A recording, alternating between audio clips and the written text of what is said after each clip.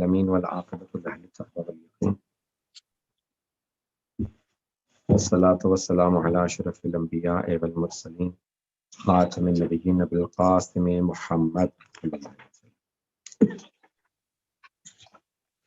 وآله الطيبين الطاهرين المعصومين لا سيما بقية الله في العالمين روحي وأرواح العالمين لتراب مقدمه الفداء واللعنة الدائمة على أعدائهم أجمعين من الآن إلى قيام يوم الدين. أما بعد، السلام عليكم جميعا ورحمة الله.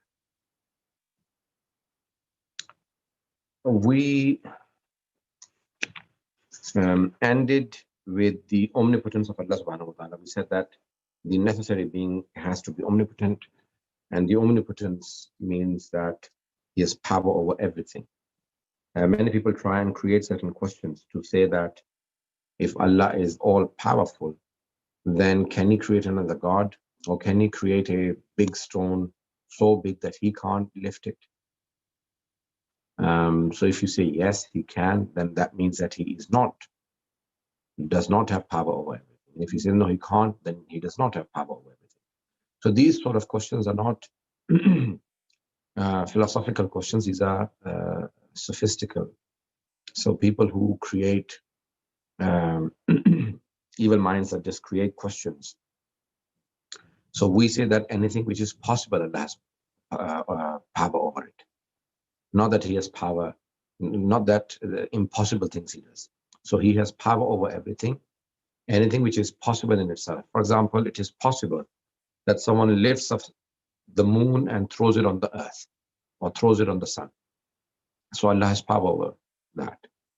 But can, for example, Allah fit the earth into an eggshell? That was a question asked from Imam Sadiq alayhi salam. So there are two answers. One is that he has, the Imam al-Islam said. He has already done it. How? He says that if you look at the eye, it is smaller than the eggshell, and the whole of the earth fits into the earth, into the eye.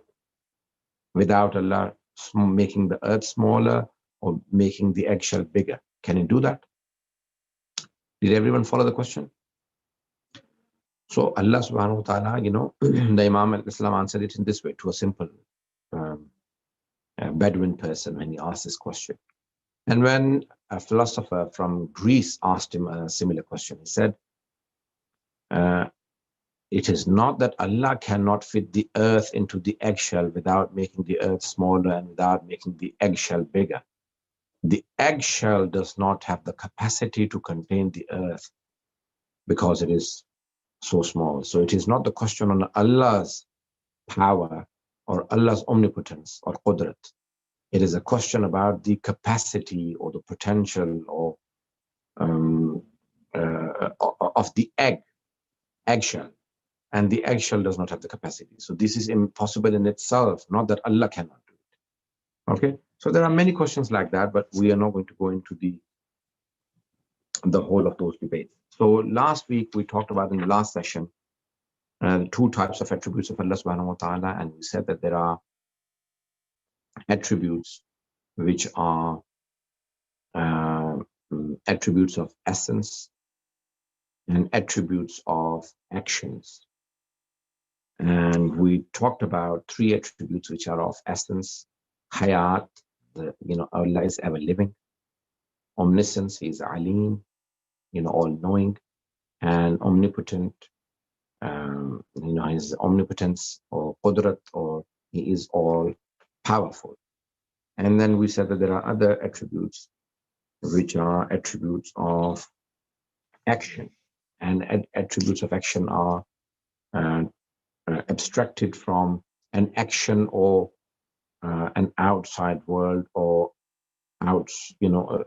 things which are either materialistic or abstracted from makhluk or the creation of Allah subhanahu wa ta'ala.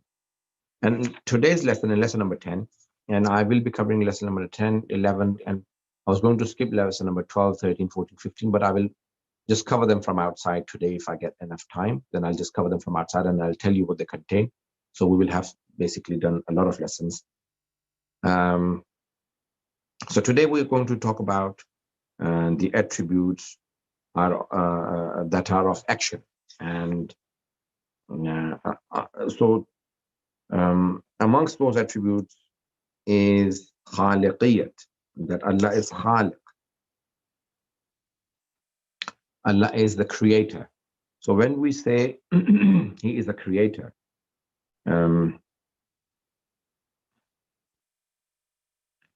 it means that he's either, there are two standpoints. He says that Allah subhanahu wa ta'ala is either khaliq or mubdi. So khaliq is the creator and mubdi is originator. So he originates. So sometimes we say creator can be producer or can be someone who makes something from something. So I can make a table from wood and other things. And so I have an example in front of me, and some people are inventors, so they invent things. So Allah subhanahu wa ta'ala, is he an inventor? Did he invent things? When we say he's a creator, he's a producer, inventor. And so if you look at the Islamic teachings, Imam al-Islam says that, for example, he had no example to follow. He created this universe perfect without an example for him to follow. And he originated everything. So he is ibda, he originated, meaning he had no examples to follow. He is the creator. He is the creator without examples and without trials. So no examples to follow and no trial and error. So Allah subhanahu wa ta'ala, as being the creator, he has no trial and errors. Does that make sense? So he has no trial and errors. And when we say that he is, he is Raza, he gives sustenance. We can, so there are many people who argue that many of these attributes are attributes of essence, and that he has the, he is the creator. And others argue that he has the power to create. And when he has the power to create, then power or the omnipotence of Allah subhanahu wa ta'ala is the attribute of essence, and khaliqiyat or creation is an attribute of action. So Atul Misbah Yazdi, being a philosopher, marhum, he argues that many of these, like raziqiyat and khaliqiyat, rububiyat, many of these attributes are attributes of action. And he will go into some of the others. And so there are some differences between philosophers and theologians. So the theology experts argue some of these attributes to be part of the essence of Allah subhanahu wa ta'ala. So he says that, for example, they have mentioned Basir, Sami'u Basir. He's all hearing and all seeing. And all hearing and all seeing, so he hears and sees things. And if you say that he hears and sees, and that could be part of his essence, so the attributes of essence. But if you say that he has the power to hear and see, or he has the knowledge to hear and see, and then those again refer, as the attributes of action, because they're referring to some of the other essence, like omnipotence and omniscience, which are truly the attributes of essence. Now, so this is, now sometimes I'll read a paragraph from Ayatollah Misbah Yazdi.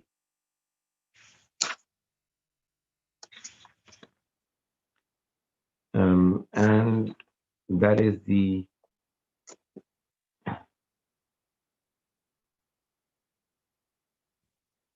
the page number 92, if I'm not, yes.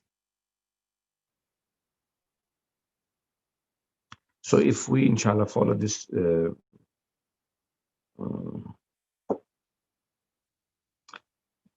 the text of Atala Misbah Yazdi, and I'll read this out, and then you can, inshallah, understand it better. So the last two paragraphs. It must be noted, however, that when an attribute of action for God is abstracted from the relationship that exists between God and a material existent, it is conditional upon time and space. However, this condition is limited to the material side, the other side being free from and exalted far beyond such limitations. For example, to provide sustenance for a need which is confined to time and space is characteristic attributed to the need and not to the sustainer. I'll explain it. So now sometimes, when you say that Allah is the Raza, so he gives the sustenance. He is a sustainer. So he gives sustenance in a particular time, in a particular space, to a particular being. That doesn't mean that he is also limited to time, space, and that being. He's outside time and space and beyond the limitations of that being. So it doesn't mean that because he is giving sustenance to a being in a time space, in a time and in a space, that he is also limited to that time and space. So he is beyond the time and space. The last paragraph, the holy divine essence is beyond any confines of time or space. This point requires special attention and is the key for many difficult issues and problems which arise between theologians, theoreticians, when trying to understand the attributes of essence and action. So these are long debates in books of philosophy and sometimes theology and sometimes other books, which are sometimes unnecessary for a layperson. But a lot of philosophers and theologians have a lot of time.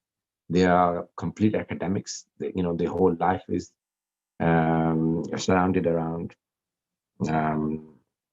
academic work. So they spend days and weeks and months writing up, studying and teaching those things. So let's study khaliqiyya, the creation. So Allah subhanahu wa ta'ala creates. Having established the necessary existence as the first cause for the appearance of possible existence, the concept of creationship can be abstracted and applied to the necessary existence, and the concept of creation applied to the possible existence. The concept of creator, which is abstracted on the basis of this existential relationship, is equivalent to the cause that bestows existence. All the possible existence which are in need of this cause are thus regarded as the creation.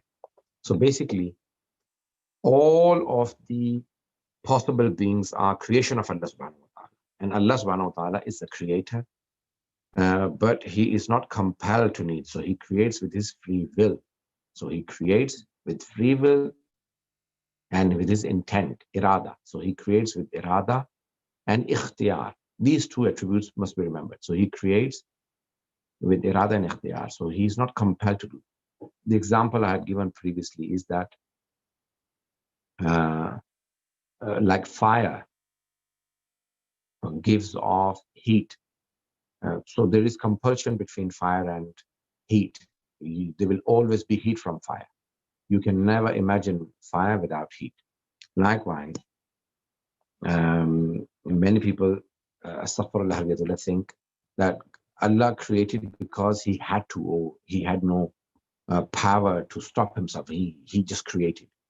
No, that's not true. So he basically originated everything with his free will, and he is the creator of all things. Now,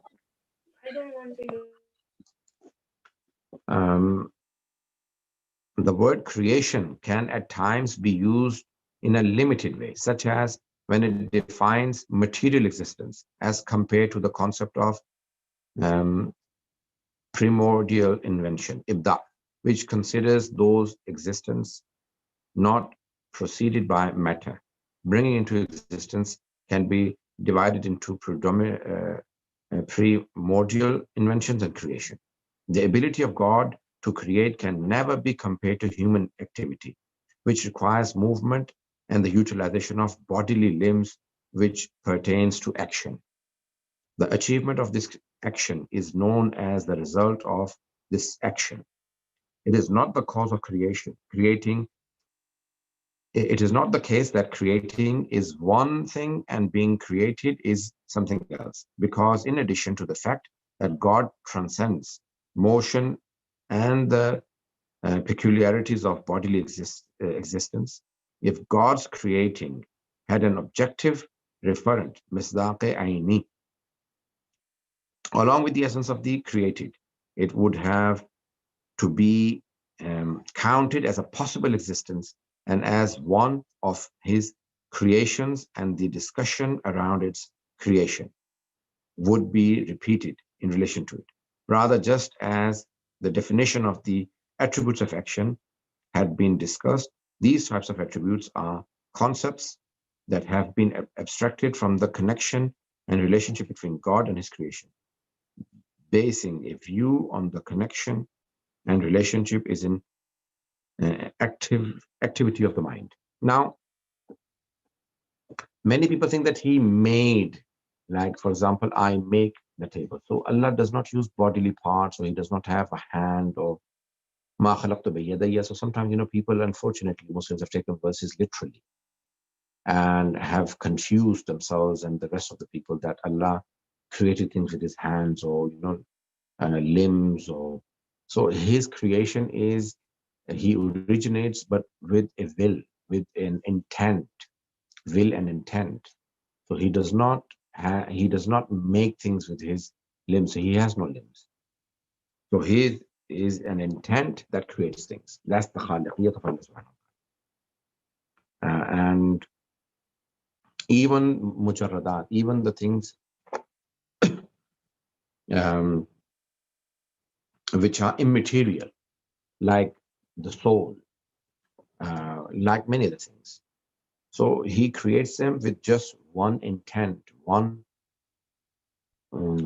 kun. He says be, and they are. I will discuss that a bit later today, in the second part, in lesson number 11, inshallah. Now, one of the other attributes of Allah to remember is rububiyyat. Rububiyyat in English is translated as lordship. Rububiyyat is from a rab. Rububiyyat is like nurture. He nurtures everything.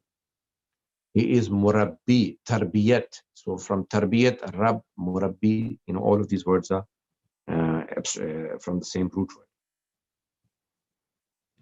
When Allah subhanahu wa ta'ala created, it is not that he created and that's it, things have become independent. All things remain dependent upon him, even after being created. So they're not independent. Yes, they have free will to do things, but that doesn't mean that they exist on their own. So Allah subhanahu wa ta'ala has created everything, but he has not created them independent of himself. So everything remains, exists under his guardianship. And so existential lordship, which includes managing the affairs of all existence and provision for their needs, thus engendering the universe. So there are two types of rububiyyat he has argued. One is rububiyyat takwini, the other one is rububiyyat tashri'i. Everyone paying attention to this? So when we say he is his lordship of existentiating, meaning the whole of this world runs on his lordship. The sun, the moon, the stars, everything rotates and runs on a automated system. That's takwini. Animals hunt, eat, drink, like on an automated system. So even we have certain needs which are automated. I feel hungry, I feel. So so this is called existentiating lordship, takwini. And then there is legislative lordship, tashri'i, for which he sends books, prophets, messengers, and says that, okay, I want certain things, but these are for only the will uqul, or the shu'ur. This is legislative lordship, which is peculiar to those existents that have intelligence and free will. So intelligence, aql, and free will, irada. So it includes issues such as the appointing the prophet, sending heavenly books, prescribing responsibilities, discipline, and the making of rules. So Allah subhanahu wa ta'ala sends, haram, halal, wajib, this is allowed, this is not allowed, this is mubah. So all of these are rububiyyat tashri'i, the lordship of legislative lordship, as you call it. So Allah subhanahu wa ta'ala has, given us responsibilities. And they apply only to human beings. They don't apply to animals. But anyway, there is a whole khutbah from Islam. Bashir pointed out that Imam Islam says that even if a bird committed adultery, then the bird would lose all of its wings. So they have a existentiating lordship. They run in a nature, and if they step out of that nature, then they get punished as well. But anyway, I don't want to go down that line. So we are basically more concerned about human beings. So humans have, two. So we have the existentiating lordship, and we have legislative. So Allah subhanahu wa ta'ala is Rabb. So as he is Khaliq, he's the creator. Then we depend upon him even after being created. Upon him, upon all of our needs are fulfilled by Allah subhanahu wa ta'ala as a Lord. So he's Khaliq, creator, and then Lord, Rabb, where he nurtures our needs. The oxygen, the food, the drink, the water, everything that we need. Our natural needs are fulfilled by Allah subhanahu wa ta'ala. So he's not just creator and then he leaves. No, he is a Rabb. Everything depends upon him. So the last paragraph I'll quickly read out. So the absolute lordship of God means that all creatures depend upon him. The dependency that exists between creatures also returns to dependency upon God. He is the one who manages his affairs through his creatures, guides intelligent existence, and assigns responsibilities, rules, and regulations for them. Lordship is similar to creationship in its being a relationship concept. However, with the difference that sometimes the relationship between creatures is also considered as mentioned earlier in the discussion on sustenance. So again, there are attributes of action.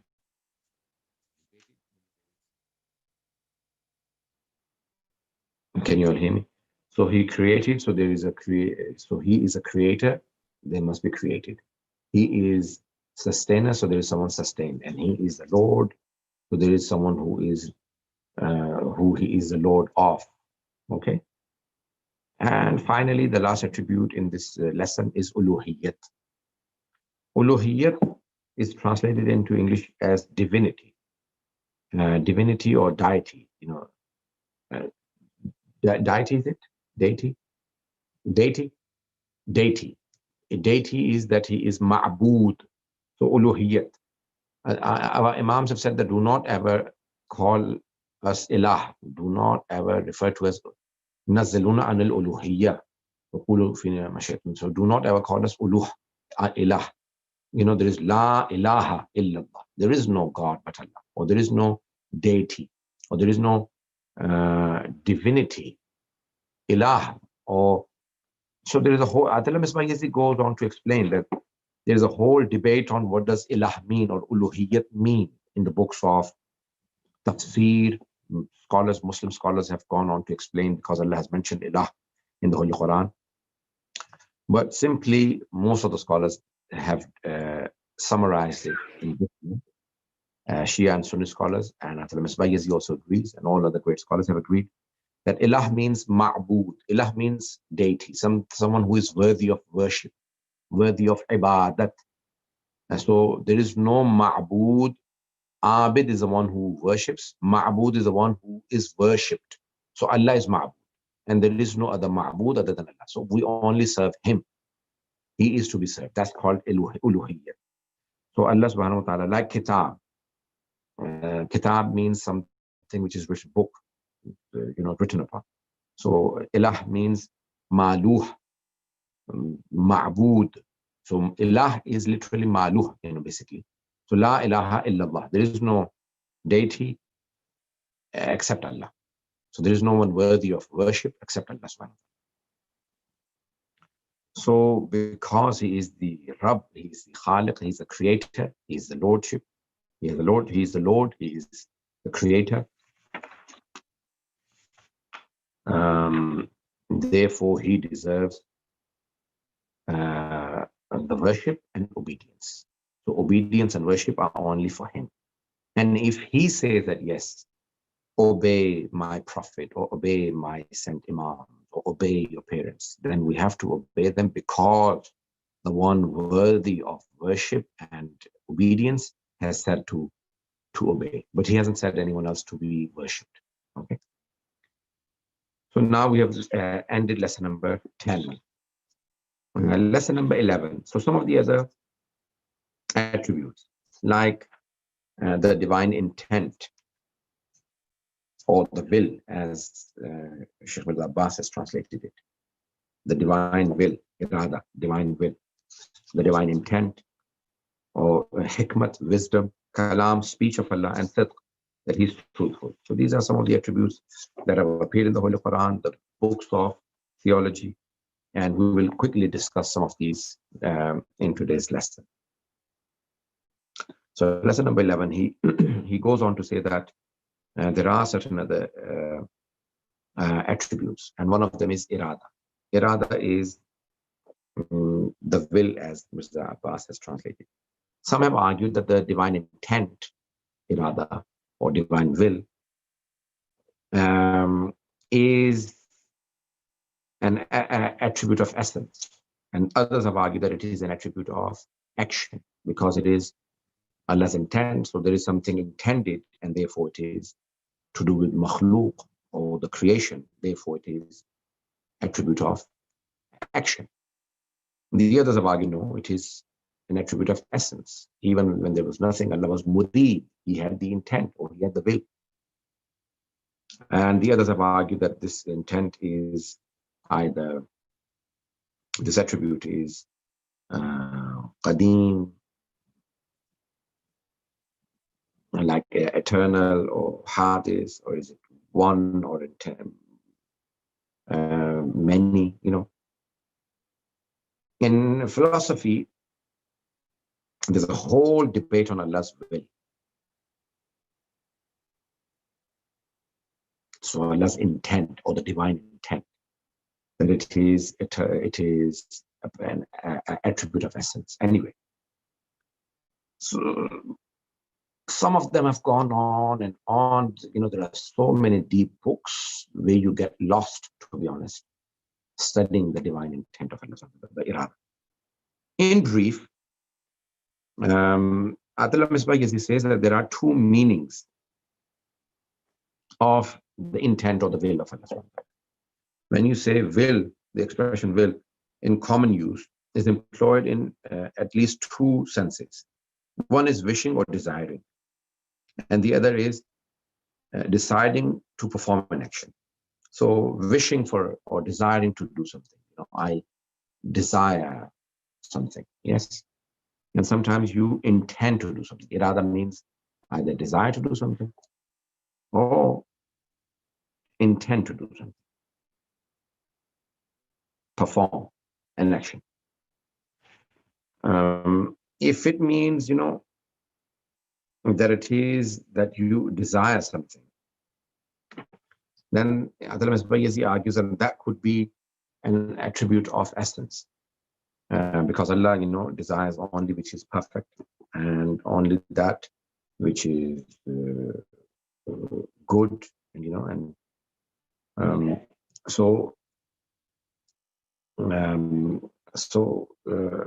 it is something which is desired, then it will be a part of the attributes of essence. if he desires everything. He desires perfection. He desires for us. And that's from philosophy, obviously. Or the divine intent could also mean, so that's from the Holy Quran as well. You know, he desires, where in Surah Anfal, verse number 87, Allah says, Turiduna arada dunya, wallahu yuridul akhirah. You desire the world, and Allah desires the hereafter. So you desire this world, and Allah desires the hereafter. So he loves the hereafter. He wants you to make good the hereafter for yourself. And you want to make good this world. So, he desires. And then in Surah Yasin, verse number 82, Allah subhanahu wa ta'ala says, Innama amruhu idha arada shay'an yaqulu lahu kun fayakun. When he intends, let's see what he translated here. So, yes, when he commands, all his command, when he wills something, is to say it to it, be, and it is. So when he wills something, he says be, and it is. So when he, if he wills to do something, then he just says be, and it is. So even, when we make an intention to do something, from intention to action, there are stages. For example, I intended to teach this lesson. So I made the intention, then I prepared, I came, and now I'm delivering this lecture. So from the intent to the action, there may be, a number of stages, 3-4 stages. But Allah has no stages. His intent is the action. So he says be, and it is. And when the Imam al-Islam was asked, Maulana, is it really that he says be and things are? He says, no, even that is for you to understand that his intent is be, and it is. He doesn't say be, he just intends and things become. Okay? So it is important to remember that by relating to an attribute of action to God, it does not mean that a change occurs in the divine essence, or that an accidental quality has been generated for God. On the other hand, it can be considered as a relationship attribute of action applied to God, which is abstracted by comparing the actions of creatures to the divine essence. So unfortunately, what happened was that in the early history, many people said, no, this is an attribute of essence, and this is an attribute of action, and then they started doing takfir of each other. They started saying that you're kafir if you believe this, and you're kafir if you believe that. But what happens is that it doesn't change Allah subhanahu wa ta'ala in any form. His existence doesn't change. It is how you perceive things. And with our limited knowledge and limited intellect, we don't perceive his essence and entirety. In fact, no one can. كل يوم هو في شأن.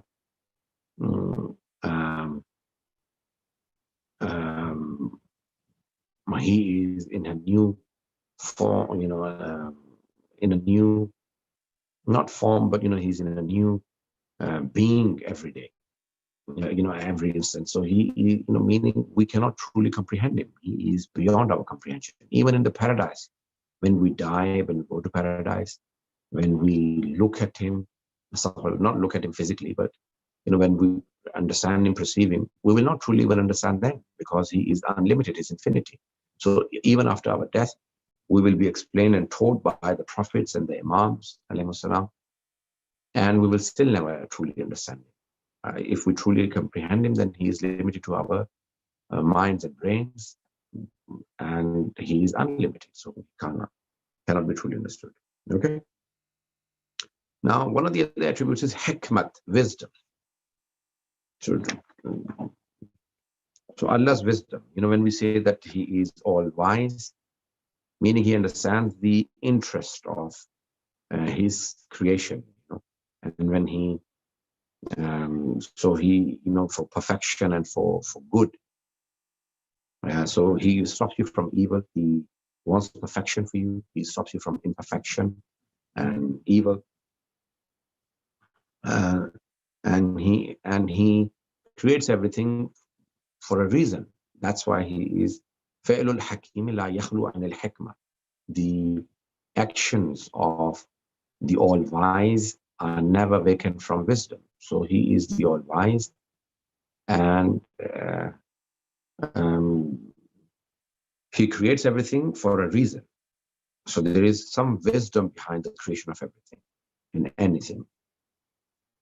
Do we understand the wisdom behind? Not necessarily. We may not understand the wisdom behind creating certain things, but there must be a wisdom. So, for example, he forbids you, okay, when you touch something impure, then you have to wash yourself with water, for example. But if the dog licks a pot, you first have to clean it with water mixed with earth, and only then that utensil becomes pure or clean again. So then when asked why, Imam al-Islam said there is a germ in the saliva of the dog that does not die with water. It requires earth to kill it. But that may not be the only reason with people in this time. So there is wisdom behind everything, but we may not necessarily understand the wisdom behind Allah's orders and commands and actions and creations. But what we do understand is that because He is all wise, He is the Creator, He is the Lord, He is all wise, then there must be some wisdom behind every action or that behind every creation. And He's created us to attain perfection, and there must be a reason, a maslahat, for his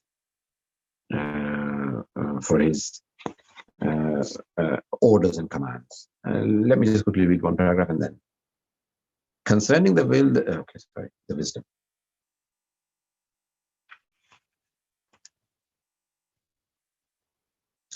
One should remember that just because a benefit fulfills a task, it does not mean that that benefit is the ultimate cause. For God, the Supreme. So there may be other causes, benefits. Rather, it is counted as subsidiary or consequential to the purpose. The fundamental final cause for the accomplishment of a job is love towards the essential infinite perfection, to which is also subordinately related the perfections of creation. Hence, it is from here that it has been said that the final cause for divine actions is that very active cause, illatul fa'iliyah, and that aim and desire are not additional to the essence of God, the Supreme. However, this subject does not contradict the understanding that the perfection, goodness, and benefit of existence are counted as a secondary goal. For this very reason, the divine actions in the Noble Quran are considered as the cause of affairs, which returns them all towards perfection and goodness for creation. So Allah subhanahu wa ta'ala, is the ultimate cause of everything, and we may not be able to understand the ultimate reason for the creation, but we do know that because He's all wise, there must be. The other two attributes, very quickly, I will try and finish. Kalam ilahi, the speech of Allah subhanahu wa ta'ala. Many people believe that theology has been named ilm kalam in Arabic because some argue that the first topic of discussion between the theologians was the speech of Allah subhanahu wa ta'ala. That's why it's called ilmul kalam.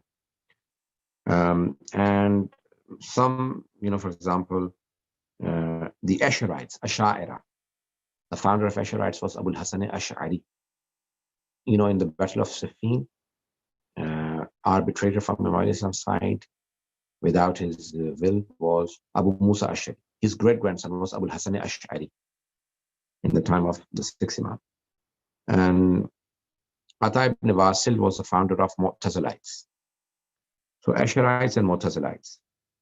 So Usherites believe that the speech of God is qadim, eternal, like God. So the Quran is eternal. And the Mutazalites believe that no, it is hadith, it is created, it is a creation of God and not eternal. Otherwise, we will have two eternal beings, one God himself and the other one is the speech of God. And they both called each other kafir because of this belief. So they said, the Usherites said the Mutazalites are disbelievers, and the Mutazalites said Usherites are disbelievers because they believed that the Quran is eternal, like God. So when we say that Allah subhanahu wa ta'ala has attributes of essence and attributes of action, Al-Misbah argues that the speech of Allah subhanahu wa ta'ala is an action. So therefore it is an attribute of action, and therefore the speech or the Quran, or these are all actions of God, and therefore they are not eternal like God. So the speech of God. But some may argue that the speech of God is a part of the essence of ilm, because they're a part of ilm of Allah subhanahu wa ta'ala, and ilm is an essential part of Allah and as essential attribute of Allah, and therefore Quran is it was in the knowledge of Allah subhanahu wa ta'ala, therefore it is eternal. It can be accepted. But these are not debates for the layman and public, because these will create nothing but confusion, because these are very deep arguments in Islamic philosophy and Islamic theology. So what we do say is that Allah speaks. Does he create the sound and the speech and words, or does he have the knowledge for speech or the power to speak? So then these are again certain long debates. And the last attribute is sidq. Allah is truthful. So, the Holy Quran says, وَمَنْ أَصْدَقُ مِنَ اللَّهِ حَدِيثًا, and who is more truthful in speech than Allah subhanahu wa ta'ala. So Allah is the most truthful. There are two types of speeches that we have. So we have commands, prohibition, and assertions in chanting out our practical responsibilities of servanthood.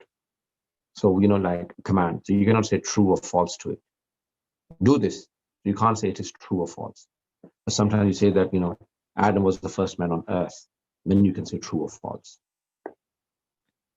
So speech is only, speech of Allah subhanahu wa ta'ala is true. So he commands, or he tells you historical accounts and the reasons behind his rububiyyat, lordship, about managing the world. All of these are attributes of Allah subhanahu wa ta'ala, which are attributes of action. I would like to end here, but before I allow you to ask questions, can I just quickly explain what is in lesson number 12, 13? So he argues in lesson number 12,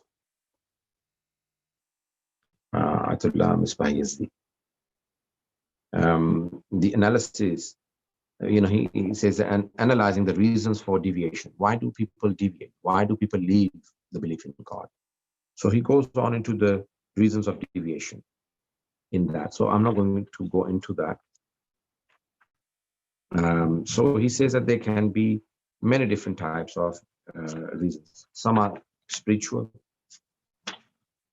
some are psychological. So some people actually, the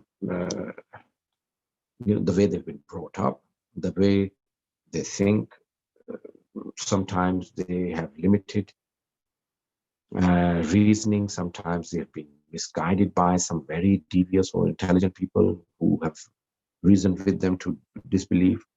And so he goes on to explain very briefly. And then sometimes the reasons can be social reasons. So psychological reasons, and then there are social reasons.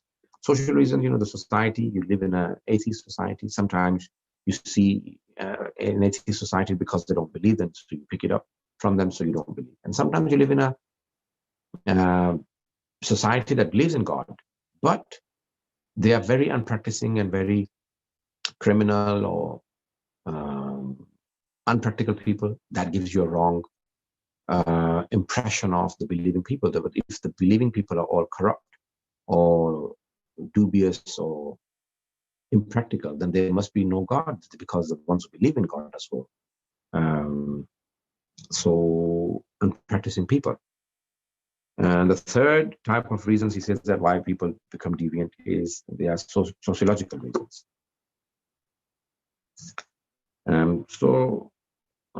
The society itself, leads certain people because of creating certain doubts, because of their actions,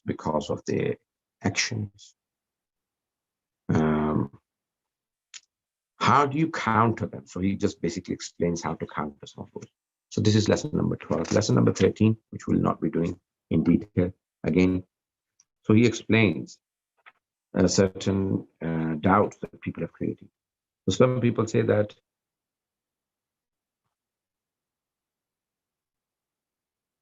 how can there be amongst everything which is materialistic a being which is immaterialistic, and that is God. So well, we have so many beings, like our spirit, which is not materialistic, our certain brain powers, certain abstract thoughts, ideas. These are all immaterial. Even the connection between, the connection between our brain and memory and everything, within our brain. Some of those are just immaterialistic. They're not to do with liquid and cells in our brain, 10,000 cells, 10 million cells. No. So those connections. So he goes on to explaining the immaterialistic things and why bringing God into laboratory does not defy the belief in God. And then he goes on to explaining in lesson number 14 the materialistic worldview. The first is that they argue that everything that exists needs a cause. We say no, every possible being needs a cause. And then the cause, the reason behind the creation and all of those things. So he goes on into explaining those in brief in all of those lessons. And finally, in lesson number 15 as well, he explains the materialistic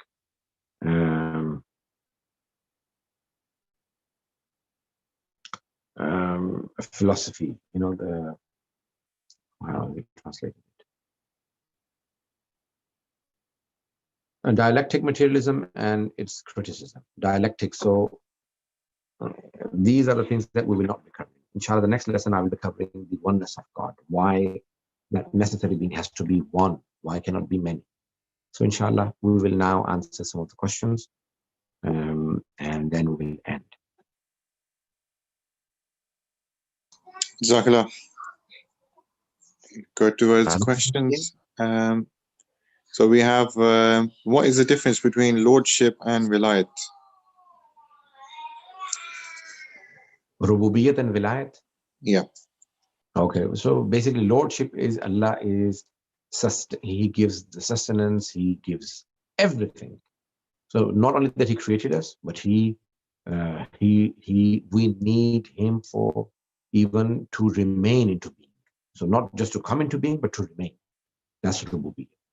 And Vilayat is his authority, that he has authority to guide, to order, to command, to all of those. His authority is Vilayat. Okay, Jazakallah. Another question is, I'm not sure the question is fully written, but it says, are the accidents will of Allah? So are accidents will of Allah? Okay, we will do that in Jabr and Ikhtiyar, not next lesson, but probably the lesson after that. That, for example, many things happen. For example, people are dying of hunger, thirst, and many things, like accidents happen. People give sadaqah and they're saved, and sometimes they give sadaqah and they're still not saved. So these are all to do with Jabr Ikhtiyar, and also Qada wa Qadr. So inshallah, we will cover them in that lesson, and not next lesson, but the lesson after that. Jazakallah.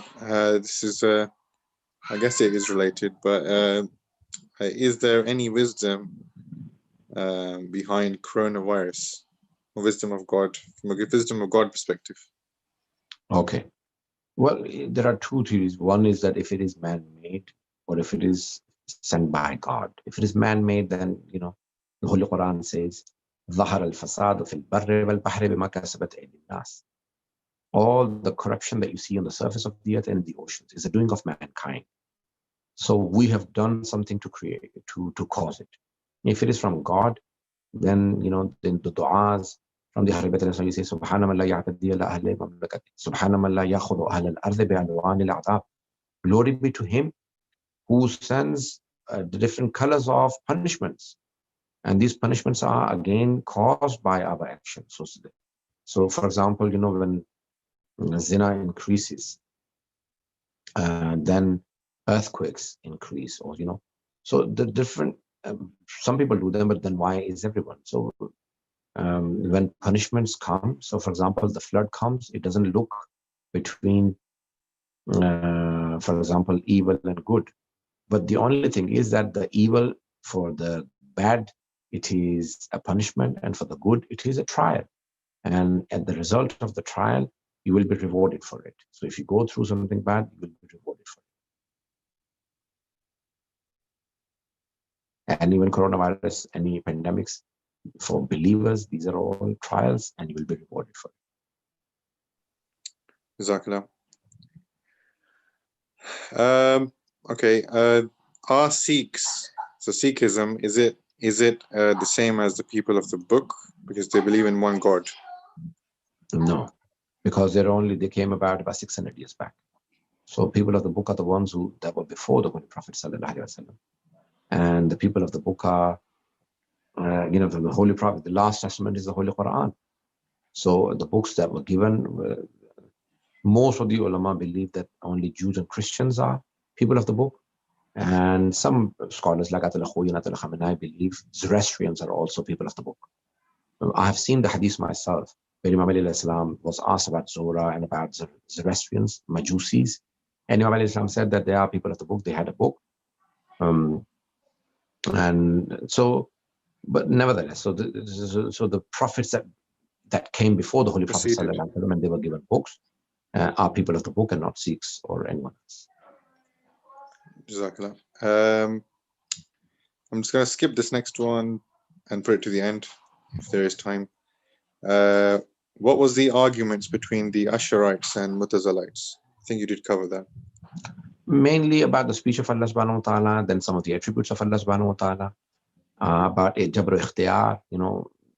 Usherites believed everything is predestined, and Mutazalites believed everything is free will.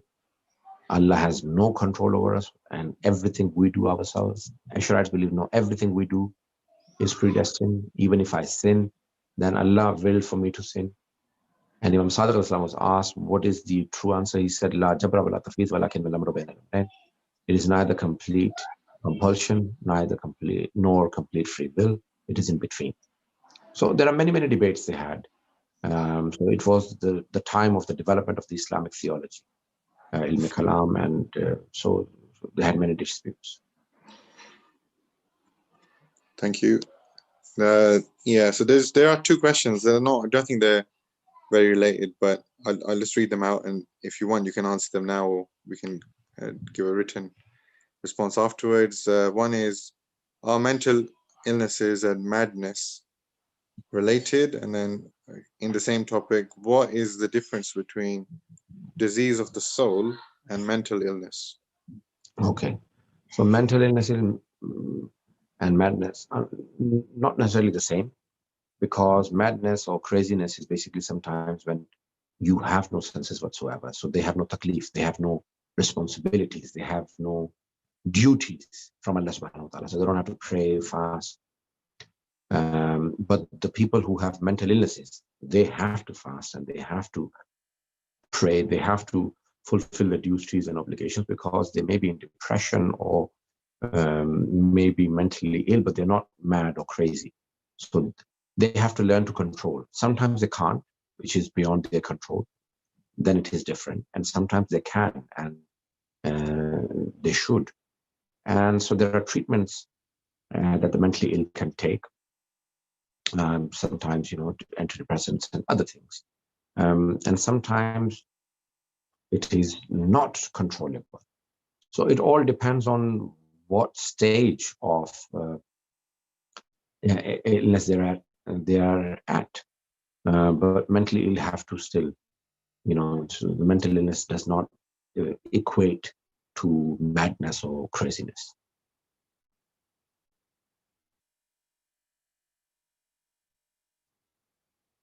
Last question. No, sorry. Last question or no more questions? Sorry, I was talking on mute. There is one more question. So there's a hadith that says that Allah subhanahu wa ta'ala created the Ahlul Bayt alayhi salam so that he could be known. Is this right, that Allah desired to be known? Yeah, he wanted to be known. That's a hadith Qudsi. Kuntu kanzan makhfiya, I was a hidden treasure. فَأَرَدْتُ notify, and I wanted to be known. I wanted to be recognized. فَخَلَقْتُ, I created a creation. So the best creation of Allah subhanahu wa ta'ala who understand, or who comprehend, or who truly are the perfect creation of Allah subhanahu wa ta'ala. Very deep arguments, and those are very deep debates I cannot just explain in just a minute or two. They're like topics of a whole session. Okay. Thank you very much, everyone. Thank you. Jazakallah. So inshallah, we will be starting from lesson number 16, inshallah, in the lesson number 16, isn't it? Yes. Yes, inshallah, in the next lesson, the oneness of God. And so lesson 16, 17, and then probably the last few lessons we will do. 2 more sessions, and then Tawheed and the attributes of Allah will finish, and then we'll start Nabuwwat and Muhammad in the oncoming sessions. Thank you very much, everyone.